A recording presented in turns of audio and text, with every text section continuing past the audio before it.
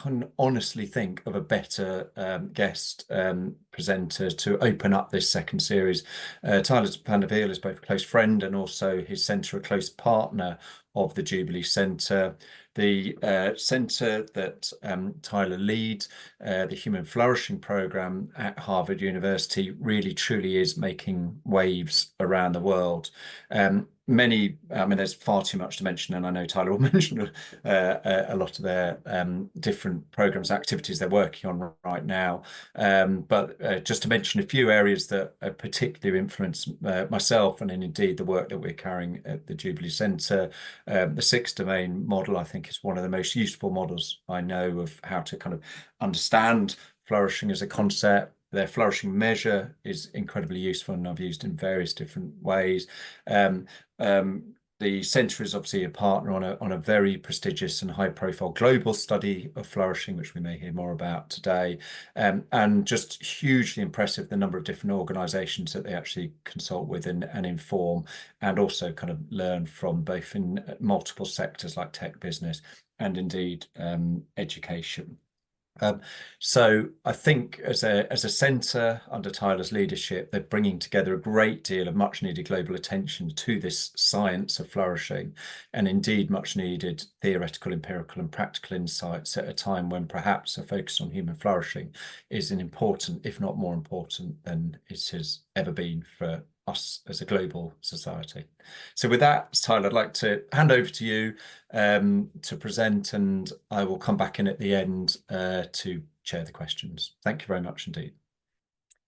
Wonderful. Thank you for the kind introduction, Tom, and truly a pleasure being with you all here today and being able to participate in the series. I will be speaking today on education for flourishing, so this will be a little bit different than my usual talk on flourishing, because I really do want to focus on the relevance of these concepts to education and institutional contexts. And with regard to our own work and background on this, we were approached by the OECD a couple of years ago to try to develop a framework for metrics for education for flourishing, and not just whether students were flourishing at present, but whether they were being equipped with the capacity to flourish as adults.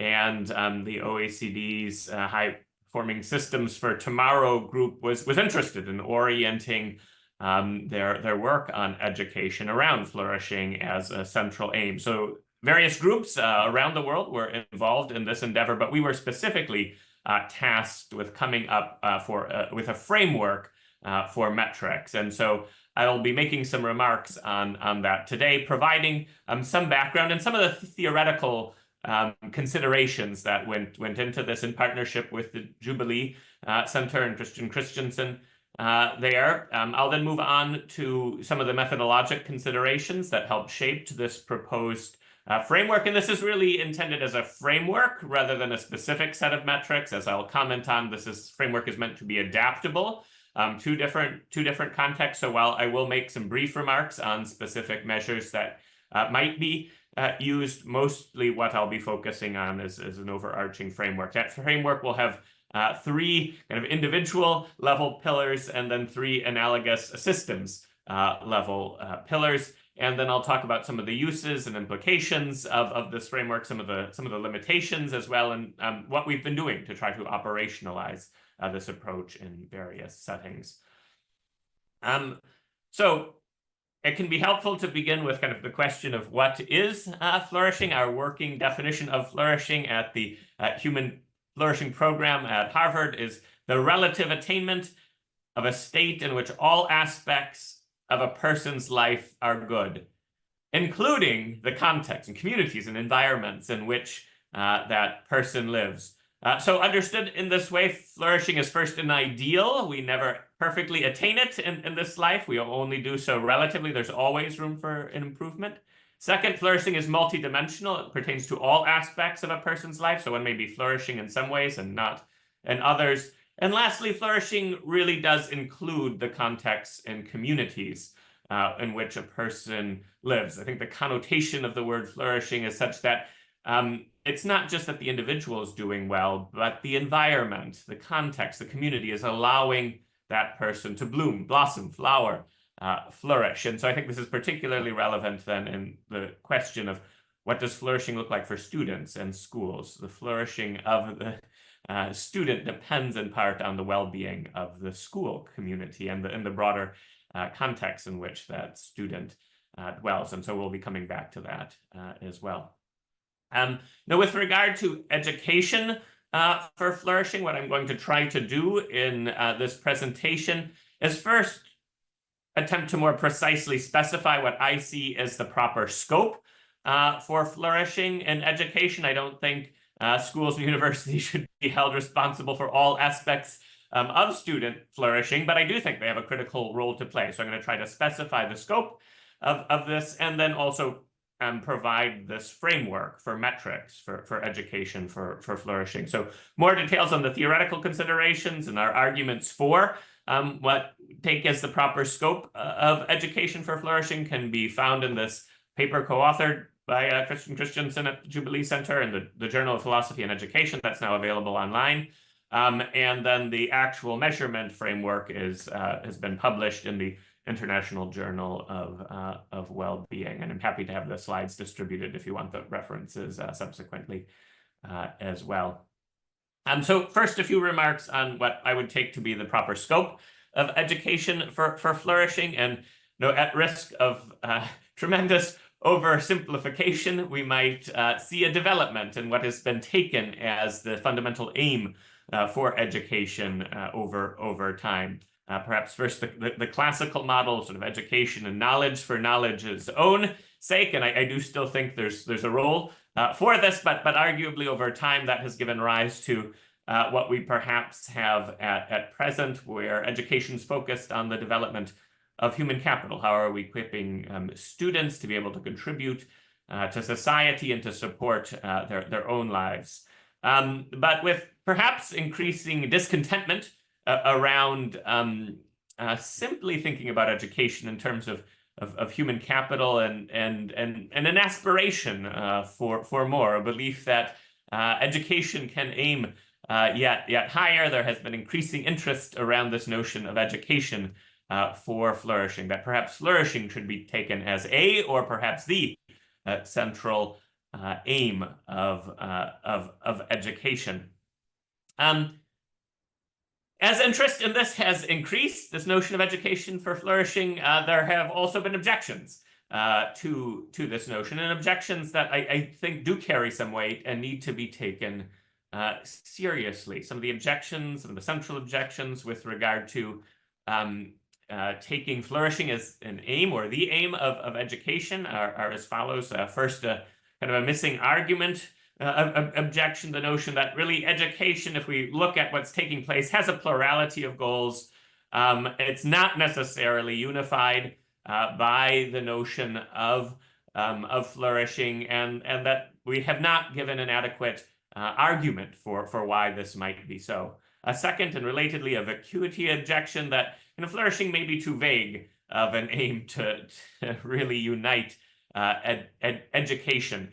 Moreover, kind of understandings of flourishing are going to vary across traditions and cultures. So what do we really mean? We have not specified flourishing adequately to make this a reasonable goal or aim of education.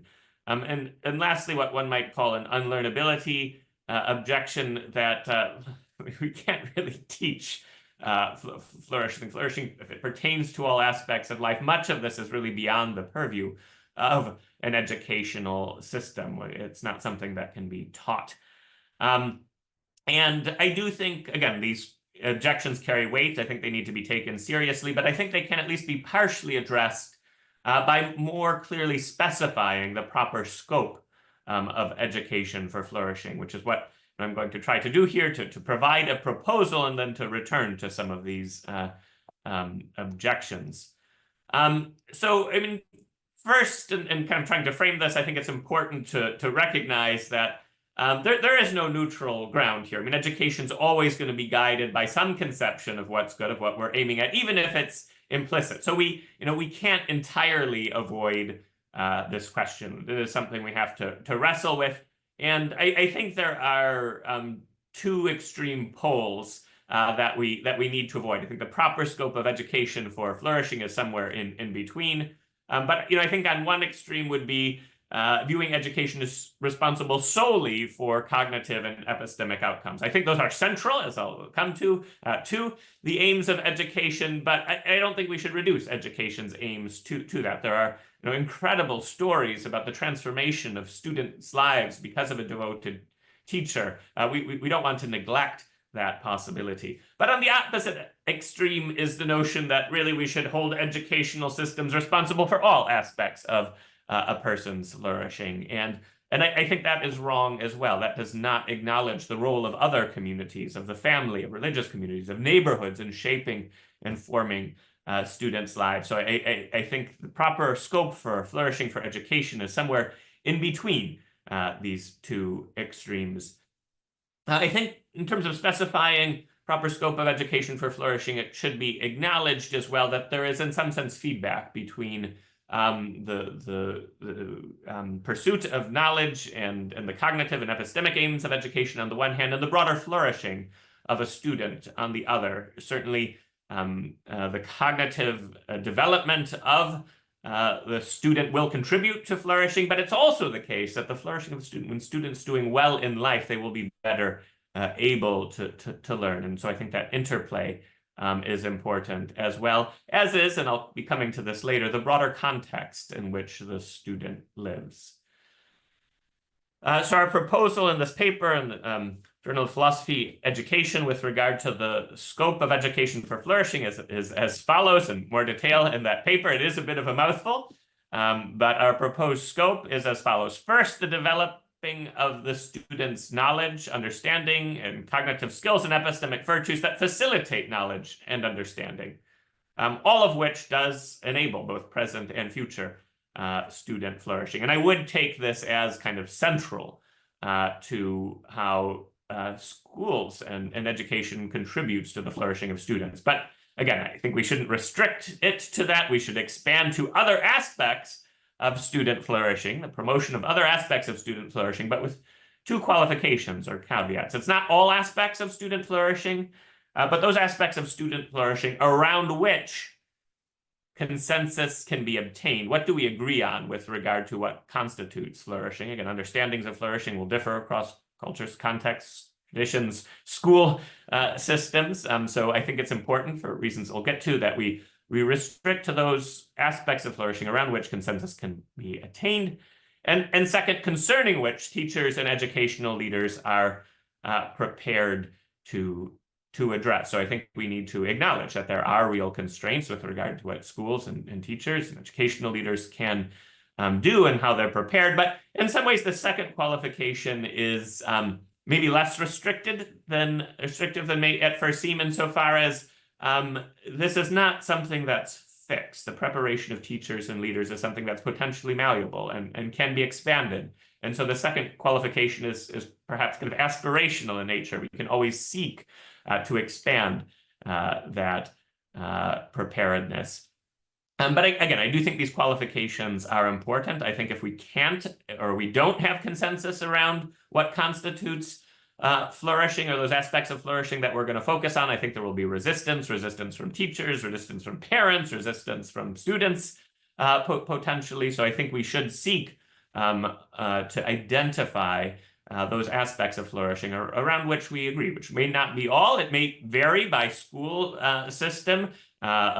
Private school or religious school may be easier to attain consensus than a state school setting, for example. And so the extent of the consensus may vary, but I think we should restrict to those aspects of flourishing around which we can have consensus. As I'll comment on, I think this is quite a bit broader than is sometimes believed to be. I do think there's a lot we can agree on, but I do think that restriction to consensus is important. And likewise, I think that restriction to preparation is also important. Those aspects of flourishing, teachers and educational leaders are prepared to address. That includes a psychological willingness to engage. It includes having the skills and capacities to do so. It includes having the time and the training and the resources to do so. But again, it's something that can be expanded over time. But I do think by specifying the scope of education for flourishing in this manner, we can meet some of these objections that have been put forward. I think this meets the missing argument objection because we are focusing the scope in terms of the contribution to the cognitive and epistemic aims of education, but expanding it, acknowledging that other good can be done and that we perhaps have a moral obligation to do so. If we can accomplish good in the students' lives, then we ought to do this. It meets at least partially the vacuity objection insofar as we are not aiming at sort of all aspects of flourishing, but really those for which the school system is prepared to address and around which there's consensus. And likewise, I think this helps meet the unlearnability objection. Yes, not all aspects of flourishing are learnable in a school context, but those aspects that are, we should promote and we should address. So again, more on this in the paper, but did want to provide the framing for the metrics framework that we have been developing. And so, our goals for the framework are first to be able to help assess whether those aims of promotion of student flourishing are really being achieved by programs within schools, by educational systems, to be able to track this over time, that promotion of flourishing. But also to potentially help with evaluation. If we're making policy changes or we're introducing a new program, can we evaluate whether it's been effective in the promotion of flourishing as well, and to allow then for reflection on the changes or the new interventions or programs that have been put in place to potentially refine them through evaluation efforts as well. Few comments on methodologic considerations that went into shaping this metrics framework as well, which I think are important and again addressed at greater length in the longer paper on metrics for education for flourishing. But kind of four methodologic considerations helped shape this framework. First, I think it's important that our metrics be targeted on aspects of assessment and phenomena that are causally efficacious for flourishing outcomes, not just associated, but causally efficacious. So, as perhaps a somewhat trivial example, one might find correlation between the sophistication of the smartphones that the students are using and their subsequent flourishing. But that may have really nothing to do with whether the smartphones are contributing to their flourishing subsequently. It may simply be a reflection on the socioeconomic resources of the school or of the parents. I think it is unlikely that if we gave all students more sophisticated smartphones, their academic development and their subsequent flourishing would increase. So we really want to target those things for which there's evidence that these targets are causally efficacious for subsequent flourishing outcomes. Second, I think the metric should be within the purview of the educational system. I think there are all sorts of aspects at the policy level that do shape both academic outcomes and subsequent flourishing of students, but really aren't within the purview of the educational system to change, or at least to be the principal actors for. For example, there's evidence from randomized trials that maternal breastfeeding leads to better cognitive development. And it may be worthwhile doing policy thinking around that phenomena, but I don't think it's necessarily the role of schools to be heavily advocating for this. So the metric should be focused on really what's in the purview of the educational system to change, but I'll come back to this point at the end as well in some of my concluding remarks.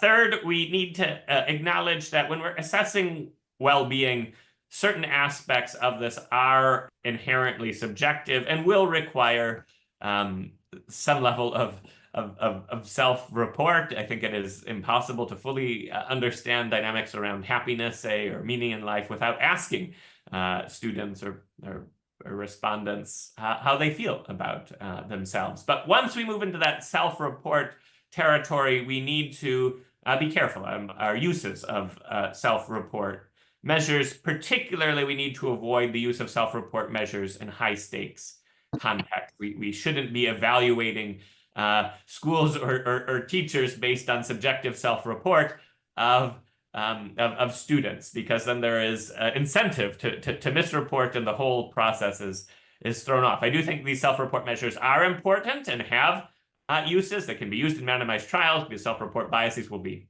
balanced across groups. They can be used to identify who needs help and in what way. So I do think there are a lot of useful assessments for self-report, but I do think we need to avoid their use in high-stake settings.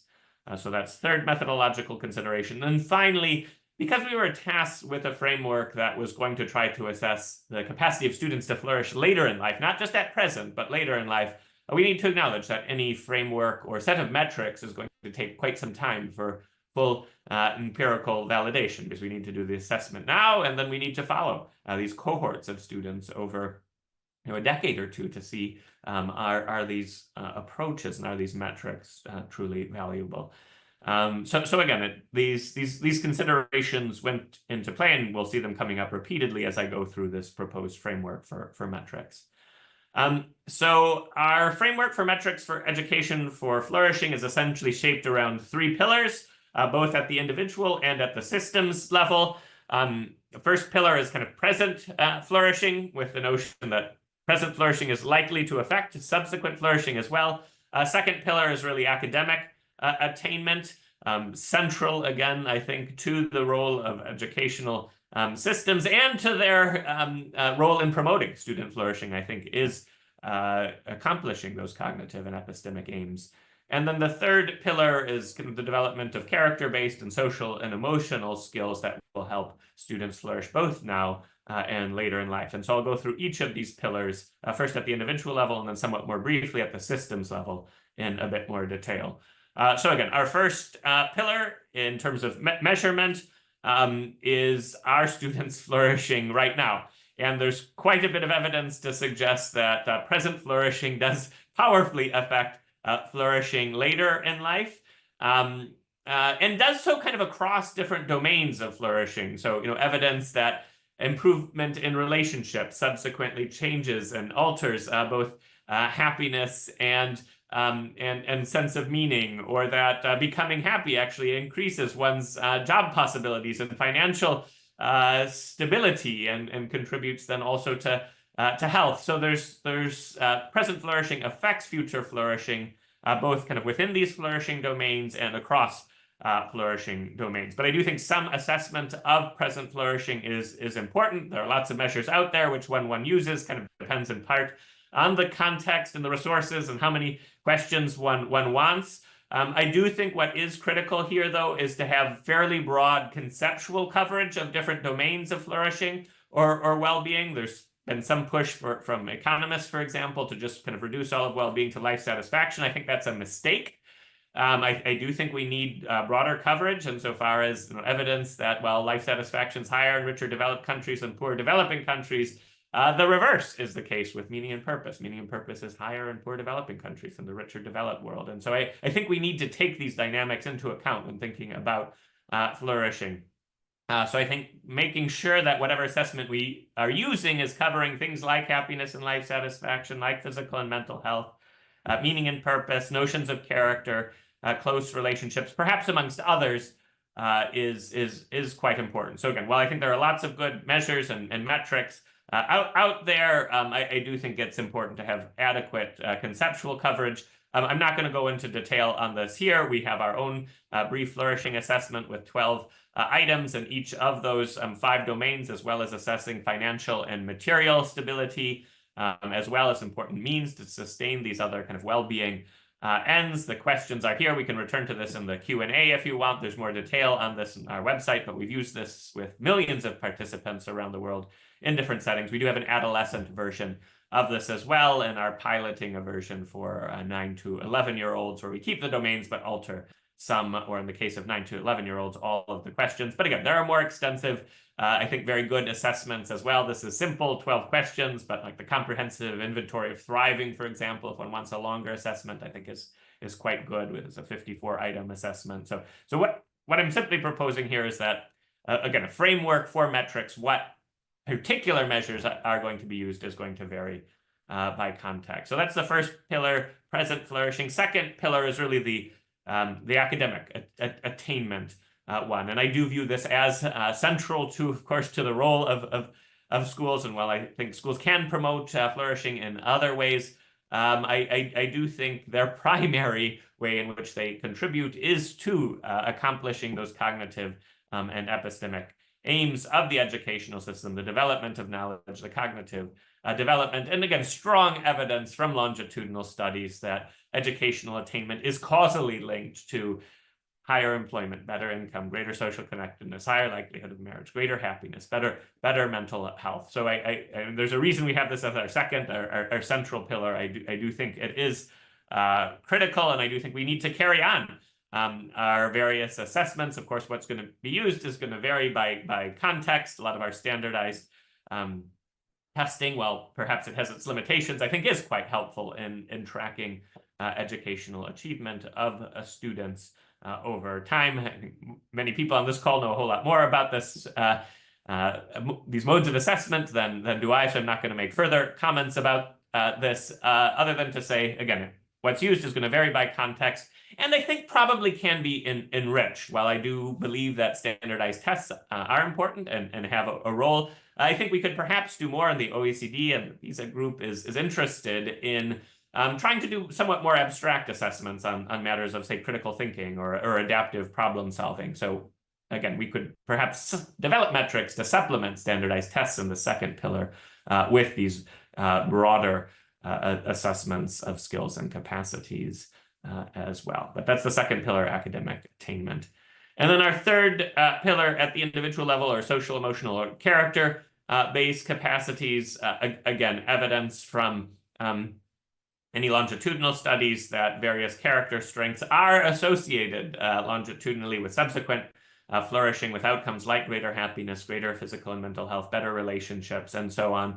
And I think evidence through character programs, and certainly plenty of anecdotal evidence through teacher and student experiences about the real possibility of character transformation through interactions with faculty, staff, other students. So I do think this third piece is critical if we're thinking about flourishing both at present but also flourishing later in life. Again, what one uses in this regard, what assessment one uses, is going to vary by context. Some examples are the values and action inventory for strengths of youth, the Devereux student strengths assessment. There are also many good assessments focused on particular character strengths. We've recently been exploring the use of values and action inventory of strengths for youth for kind of broader assessments across numerous different strengths. But again, this can be tailored to the particular context. But I do think some assessment of character-based capacities and social emotional skills is important as well in a metrics framework. So those are our three individual level pillars: present flourishing, academic attainment, social emotional character-based capacities. And then those three pillars also have analogs at the systems level. This might be looking at classrooms or the school or an entire educational system. And at the systems level, we can kind of think about two different sets of metrics. One would be the aggregate of the individual level metrics, seeing how things are proceeding with regard to individual flourishing, academic achievement, and character strengths, but aggregated over the whole school. But methodologically, that's fairly straightforward extension from those individual level metrics. But then I think there are also metrics, and this is what I'll focus on here, that can really only be assessed at the school level, that are only in some sense definable at the school or the system level. But I think both sets are relevant for thinking about these three pillars at the systems level. So first, I think it's important to assess not just if the students are flourishing, but is the school flourishing as an academic community, as a school community? Are the teachers flourishing? Are the staff and educational leaders flourishing? And is the school working well together as a community?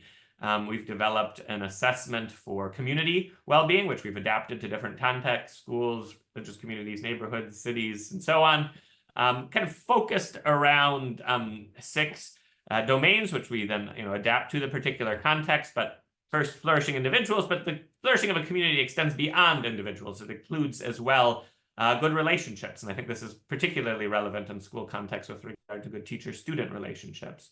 Proficient leadership. Are the leaders committed to the well-being of the community, and do they have the skills to lead it well? Healthy practices and structures. Are those in place to sustain the life of the community, the life of the school, and to resolve conflict, for example? A sense of welcome, belonging, satisfaction within the community. And last, a kind of shared common mission or identity. We do have a basic measure with 4 of these questions in each of those 5 additional domains of good relationships, proficient leadership, healthy practices, satisfying community, and strong mission. These are the items in the school context. Again, we can come back to this in the Q&A if you would like. I'm not going to focus on it here, but all of this is laid out as well in that paper on metrics for education for flourishing, as well as in an earlier paper on community well-being. But I think some assessment of, is the school flourishing as a school, as a community, is important, as well as that will be both constitutive of and contribute to the flourishing of students.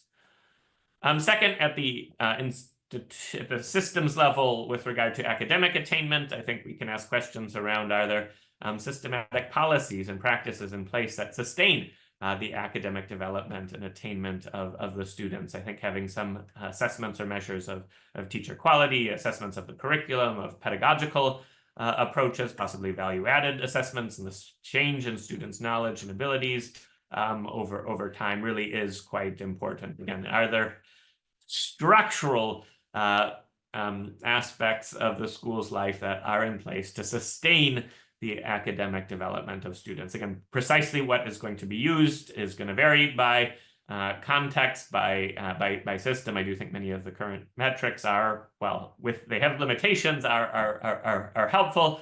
I think there is a role perhaps for trying to do at least some more coordinated assessment across international settings, but again, this is really mostly relying on existing metrics that are already in place to assess capacity for educational and academic contribution.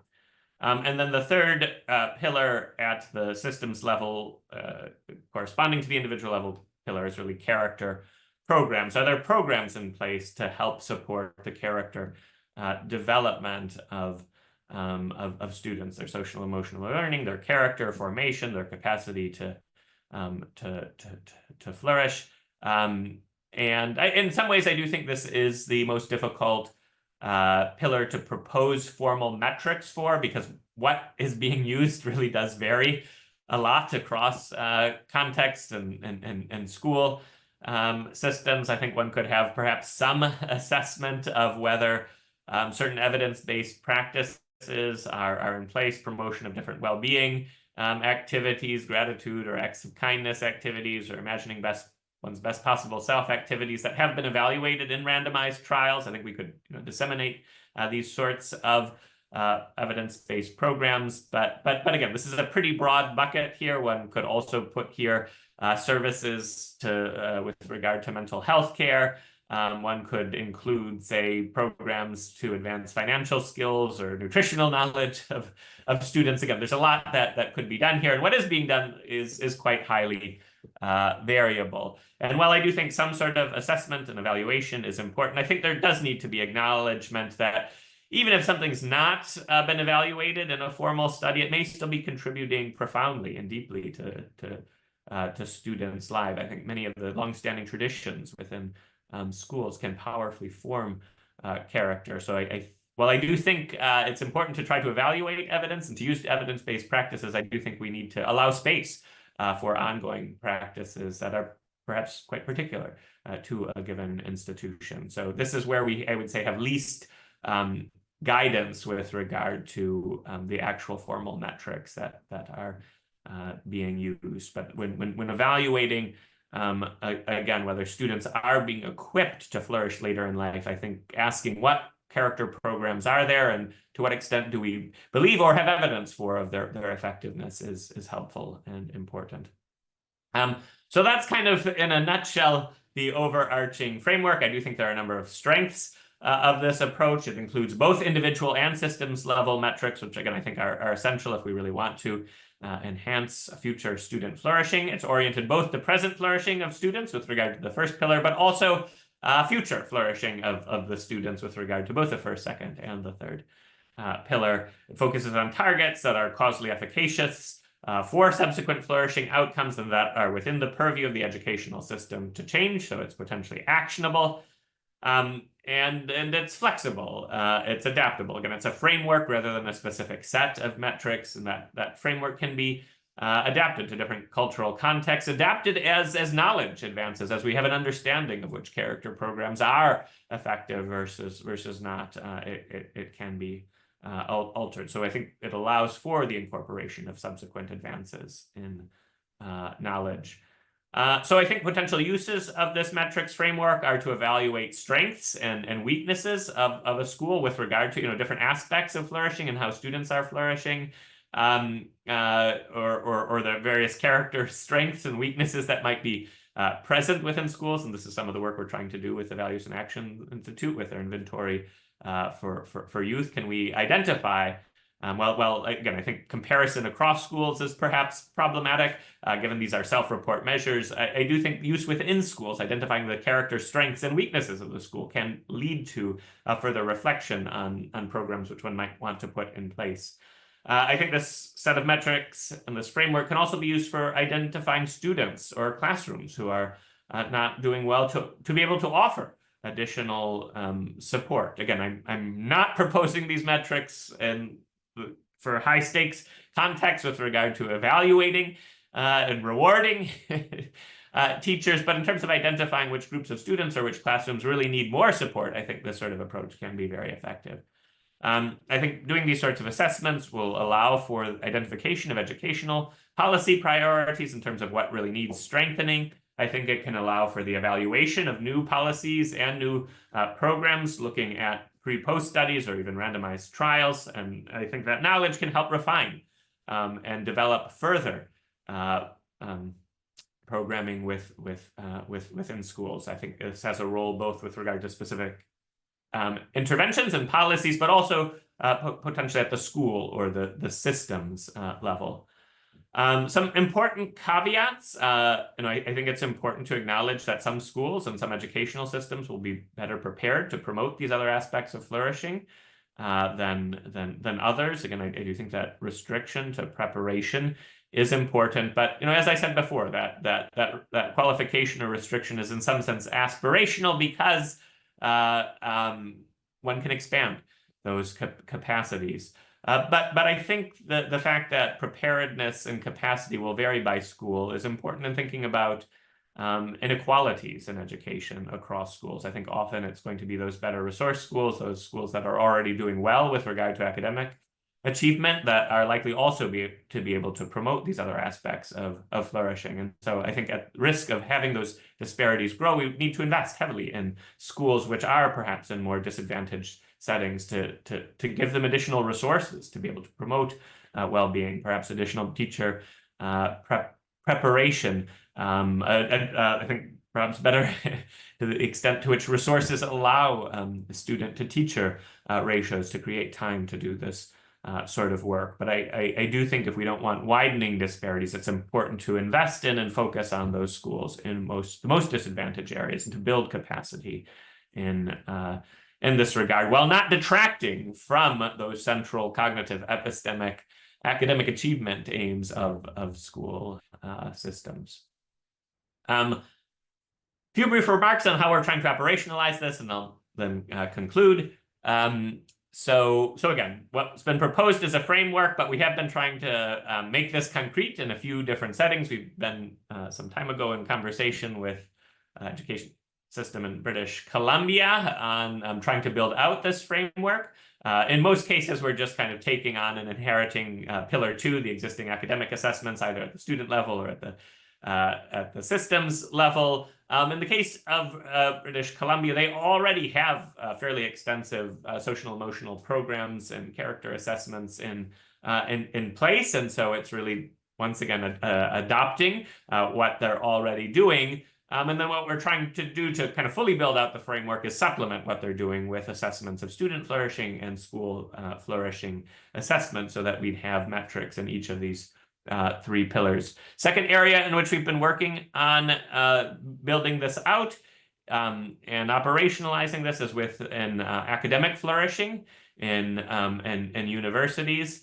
Many colleges and universities have, fairly aspirational vision and mission statements about the formation of students, the preparation of citizens and leaders, growth and wisdom, and so on. But much of the activity, of course, is focused, in many cases rightly, on the courses and on the growth in knowledge. But what we're trying to do is to build out the set of metrics that are being used to perhaps better aspire towards what's present in these vision and mission statements of colleges and universities by looking, once again, at student flourishing at the individual level, and also whether the university is flourishing as a community. Do they trust the leadership? Are there healthy structures and practices in place to resolve disputes? Is there a sense of shared mission and purpose? So while we're essentially just adopting the academic assessments in Pillar 2, we're trying to introduce flourishing assessments in Pillar 1. And then also with regard to Pillar 3, we've developed a survey with regard to how do students perceive university life as having contributed to their own personal growth and character development, to their own growth in knowledge or capacity for critical thinking, or being able to work across divides, or their growth in wisdom or justice, or their preparation for leadership. So this is not asking, are the students wise? This is asking, do the students feel the university life has helped them in their growth of wisdom? And I think using those sorts of assessments may be somewhat more reliable. We also have open-ended questions with regard to, do you think there's adequate opportunities for personal and character growth in the classroom and outside of the classroom? What sort of programming has been most helpful to try to fill in that institutional side of the third pillar as well. So we're doing campus-wide assessment at UNC Chapel Hill this fall, and we have a number of other universities, Liberty University, Catholic University of America, Trinity, New College interested in pursuing this in the spring as well. We have also managed to embed 4 of the 24 academic flourishing or university contribution questions into the Wall Street Journal's assessment of U.S. colleges and universities, to the extent to which students perceive university life as having contributed to their growth in wisdom, justice, citizenship, and leadership. Those questions were assessed by 60,000 students in 500 U.S. colleges and universities. They were given a little bit of weight in the Wall Street Journal's formal rankings, only 4%, but perhaps a start. But we will be getting the data from them, and we'll be releasing alternative rankings according to how do students view their growth in wisdom, for example, and how does this vary across U.S. colleges and universities. So we're hoping that this will generate quite a bit of interest in using these university contribution assessments more broadly, and perhaps help restore colleges and universities' focus to what is embedded in their mission and vision statements.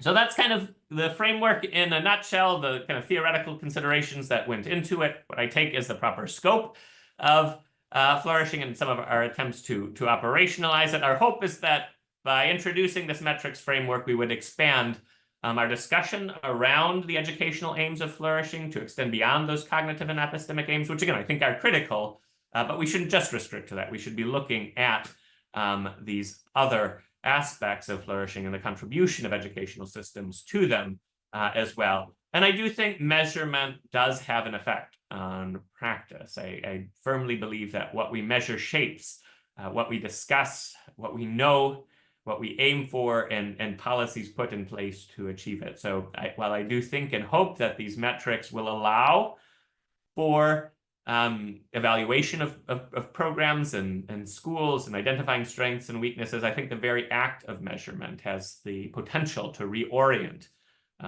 educational systems to broader aims around flourishing. I do think, once again, we need to acknowledge that flourishing is shaped by other communities as well. Education has a central role in that, but so do families, so do religious communities, so do neighborhoods. And so we should, I think, work together and partner together on thinking about how these various attempts at education and formation in different settings can contribute to student flourishing and to the flourishing of all our communities. We should work towards partnerships in this work of education for flourishing.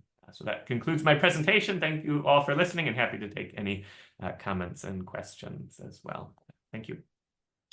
Thank you very much indeed, Tyler. And as ever, I'm sure sparking off our minds in many, many different ways. Just personally, thank you for your work trying to get this into ways that universities are kind of measured and judged. For example, with the Wall Street, that's music to my ears. I sit in enough meetings where league tables, university league tables rule everything we do. And some of the metrics in there are absolutely crazy, like for example, student outcomes linked on grades, which has surely just got to be a recipe for more grade inflation within university, and indeed a greater focus on attainment. So getting anything that gives a wider perspective and understanding of education is great. I've got lots of questions myself, but we haven't got a great deal of time, so I am going to go to those on the chat straight away, and then we'll pick up any others as well. First questions come from Joelle, and I'll just try and summarize it. But in effect, I think what is being said here is that there's a great deal of work that often goes under the umbrella of flourishing and activities in schools, higher education, but maybe not enough thinking about kind of what's the theoretical or kind of conceptual understanding of flourishing in that place to enable a shared language of flourishing, of which maybe these activities fit under or connect to. So, any really comments on, you know, kind of an ordering of maybe if an organization, school, university, etc., wanted to refocus on flourishing, how might they order kind of activities and priorities in that space? Yeah, I mean, my view would be to kind of start gradually. I think if one tries to do everything at once, you're likely to lose the focus on the academic attainment, which again, I do think it really is critical. But I do think looking across, you know, those flourishing domains can be helpful with regard to, you know, happiness, health, meaning, relationships, and character, and asking what is being done to offer support in these different areas. I think that can help map out existing activities and programs already, and then also help decide on where to focus, what to develop. Do you want to focus on health and increase, you know, physical education, or, you know, nutritional guidelines, or is the time ripe to introduce new character programs, or are resources really limited? We can't do much. Maybe we just start doing gratitude exercises, which we know from randomized trials, you know, can promote happiness. So again, I think what's done really does depend on the context, but I think orienting reflection around those flourishing domains and asking what either is being done or what might be done can be quite helpful place to start. Again, I do think measurement itself can also help change the conversation, the discussion, and so I do think these assessments, which I don't think are overly onerous, can be helpful in that regard as well. That's great, Tyler, and I echo using those domains as a place to start a good discussion of how you might order these things is a very good place to start. Next question, Heidi. Based questions towards the end of the chat here, and I think what she wants to know, which I think we all want to know, is that so much education is so short-term based, and we expect quick kind of impact without giving time, and flourishing by its very nature is a kind of a lifelong endeavor, etc. Have you any advice kind of convincing others to invest, take action in accordance with your framework when results may not be immediately kind of evident? Yeah, I mean, again, I do think some of these programs and interventions can have shorter term effects, and I think looking at that and evaluating it is important, and seeing the effects can be helpful in getting people to invest longer term. But yeah, I do think, you know, the process of the formation of a student, of a person, really is a lifelong undertaking, and flourishing should be viewed in context of an entire life course. And so I think there is, not in all contexts, again, I do want to acknowledge that resources can be constrained, but in some contexts, trying to follow up students over time, a cohort over time, to see how they develop, to have them reflect back a decade or two later on what really was helpful and valuable. I think that can be quite critical in terms of actually making it happen. I think perhaps trying to tie those longer term assessments in with alumni relations and development and contributions, donations to the school can be a way to make a compelling case to a skeptical administrator, for example. But I do want to acknowledge again that longer term follow up does require more substantial resources and is not appropriate for all contexts. But I was down at Scots College in Australia just a couple of months ago, and they're doing some of that longer term follow up and asking people who a couple decades later what was helpful and where are you in life now and what would have been useful. And I do think those assessments can be valuable also. Yeah, that's great. I suppose part of the answer to that is not what's done on an individual level, but what we do as a collective here and wider in terms of changing the culture and understanding around the purpose of education to allow organisation longer term viewpoints on what impacts is. And that's something that maybe with the OECD moves, PISA moves might shift in time as well. And the culture and understanding of this is better. I think you partially answered P. Unching's question around follow-ups, and you gave an example of in Australia of what they're doing there. So moving to Steve, question around resources. I don't think Steve's actually asking you to individually open your pocket right now, because I know they're doing some fantastic work there right now, but it is a key question for those who are pushing for this in universities. What's the case to be made for more resources from kind of leaders who control these budgets? Yeah, I mean, maybe first the case that is to be made, and then second, the practicalities. With regard to making the case for this, either at schools and universities, I do think focusing on the mental health crisis at present with youth is a good place to begin. It's really worrying. It's really difficult and problematic, and it's now pretty widely acknowledged. And while I do think it is important to offer mental health care services to address depression and anxiety, I think a compelling case can be made from the available evidence that we can do more on the preventive front, that by promoting flourishing, we're actually preventing depression and anxiety. So while yes, we need to offer mental health services, we shouldn't be just doing that. We should be using gratitude and acts of kindness activities and building community life and encouraging character development, because these things will prevent mental health, which will allow both for the pursuit of the academic aims of the educational system, but also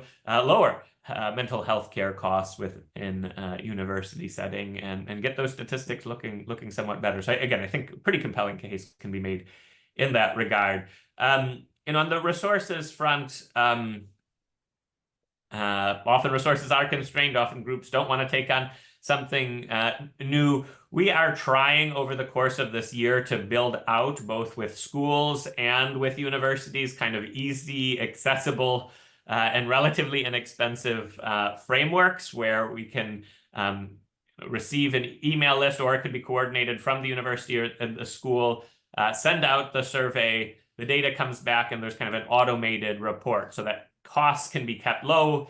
Each institution doesn't have to reinvent the wheel. Some might want to adapt, and I think all that's fine and good. But kind of based on the metrics framework that I presented, we are trying both for schools and then also for universities, so the assessments will look somewhat different, to build out automated frameworks on pillars 1 and 3, and relying essentially on whatever is already in place for pillar 2. So we hope by next spring to have something available in that regard. But again, for institutions deeply invested in this, I think tailoring to the specific needs and desires and aims of the institution is good as well. Yeah, and your point about well-being, I think, is incredibly well made.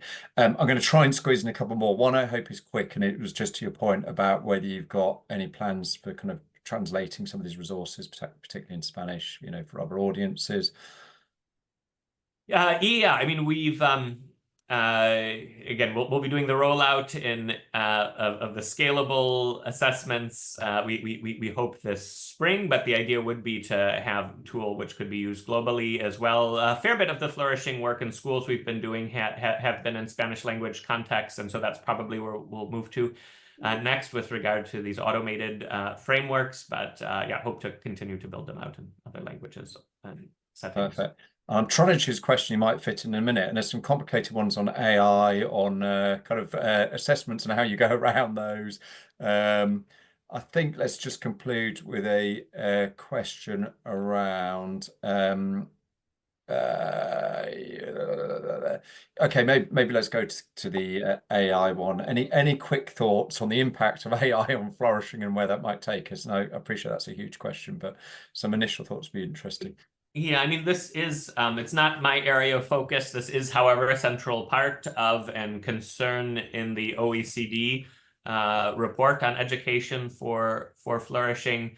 I do think equipping students with the capacity to engage with these tools, at least at the secondary and tertiary education level, will be important. I think also critically recognizing the limitations of these tools and where they can go wrong is critical, and I have seen not enough engagement around those issues. And then lastly, I would say while I do think it's worth investing somewhat in this space, I think we really need to be careful and not over investing. I do think a lot of cognitive development really requires engagement with more traditional modes of learning that have been around for decades, centuries, millennia. And so I think it's really critical not to become over-dependent on these if we're going to form students with the capacity for critical thinking and adaptive problem solving. So using AI as a tool, yes, as a replacement for our own thinking and cognitive development, I think that would be a disaster. So I do think we need to put careful bounds around the use of these tools as well. Brilliant. You've just warmed up for your next 1-hour lecture that we'll try and invite you to give at some point, or colleagues around AI and the joys that bring us. I really apologies to everyone else whose questions we didn't get to, but we do try and keep these to the hour. I'll share these questions with Tyler so he knows who's asked them and where they come through. But I just want to say another huge thank you to Tyler for giving up his time today to come and give us a fascinating presentation. The recording, slides, etc. will be shared both in the Jubilee Centre newsletter tomorrow, but we'll also share them with everyone who's registered with this. Please do feel free to invite others to get involved with this series and join us for the next one where our colleagues from Singapore will be telling us about what they're doing over there. So thank you to everyone for joining us today. Hope you have a good rest of your day wherever you are, and see you somewhere soon. Thank you. Thank you all. Really pleasure being with you, and best wishes in your work and our partnership together in this work of advancing flourishing through education.